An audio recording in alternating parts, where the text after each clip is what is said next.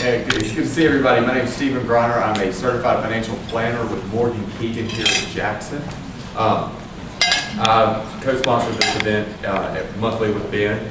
And this month, I have brought in one of our very good partners from Transamerica. His name is Eric Butler.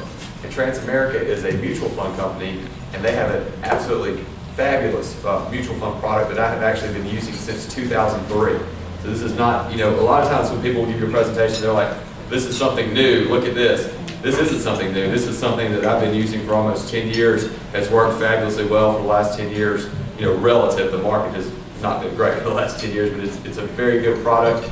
It's been great for a long time. It's going to continue to be great, and just brought him in to talk about it. So this is Eric Butler with Transamerica. Hi guys. So what I'd like to do, I want to just give everyone kind of a quick background, a quick update on me, who I am, and then give just a brief 1-minute kind of background on Transamerica. Most people don't know Transamerica. If they do, they know the insurance side. So, and then what I want to do is get into two products. I call on 14,000 different advisors. I don't work with all of them. We choose 100 to 150 to work with, and Steven and his partners are part of that team that we choose to work with. But what I'd like to do, so I moved out to Mandeville, which is where I'm based. Anyone familiar with Mandeville? Down north here near New Orleans.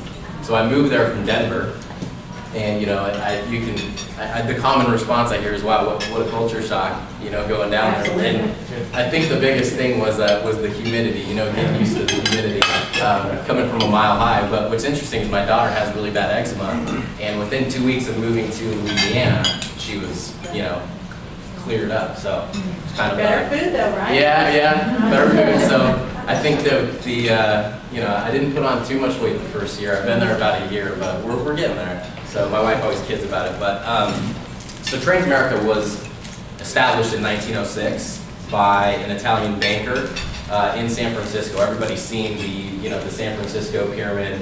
It's actually the 5th most recognizable brand in the financial services industry. So founded in 1906 after the earthquake, we essentially, A.P. Giannini, who started the company, essentially set up a bench with two wooden barrels of wine and put a bench and essentially started lending money to anybody that needed money. So two things that really stick out. If you go back in our history, we actually helped to fund the Golden Gate Bridge, and then we also funded the first Walt Disney featured film. So that's two kind of cool facts about Transamerica. But long-lasting relationship. We're owned by Aegon, which is the 5th largest insurance company in the world.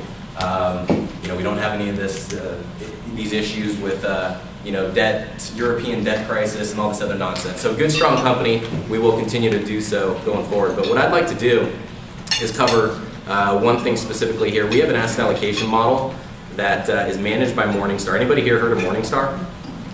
Anybody know who Morningstar is? It's basically a rating agency, right? You've got 200 analysts. Their job is to go out and make sure that they're giving all the data, they're collecting all this data from different mutual fund families and so forth, but their expertise is in investing. And we partnered with them in 2002 to create what's called the Transamerica Asset Allocation Model. So I want to go through this real quick.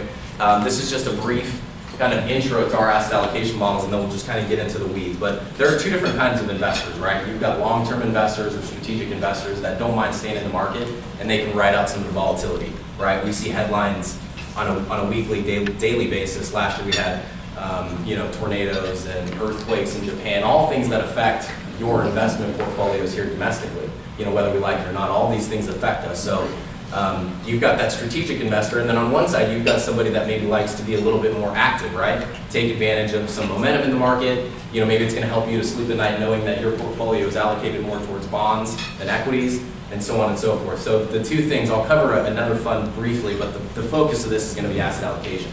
So underneath everyone, I see some people kind of looking at it. In a few minutes, I'm going to work off of a proposal piece. It should be the last piece underneath there, and it'll just kind of give you a better understanding of our portfolio. So if you look at this is not someone's EKG. This is actually the S&P, the movement since the inception of the stock market on a weekly basis. So this goes to the point that you've got to be diversified, right? And you've got to be taking advantage of events that happen in the market.